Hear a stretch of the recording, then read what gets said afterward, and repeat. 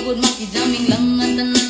Ibigan sa tugtog sabay si Jinjin akong amiga nga matayo sa ulo para mamingo sa sunat ang agilida pa sa bukid sa kong amigo nga aso kaayo. Huy, himo palit upugarit apilon man dyan ang kaha mo pantaliya makikisura sa tindera manikong may nakabantay kay kuya kong mapantas sa silingan nga nagsulod-sulod kanang butang nga maski si mama pa istoryahon.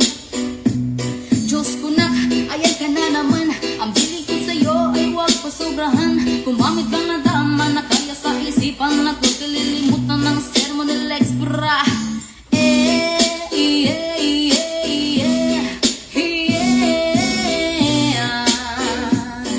Wayoy, wayoy, wayoy.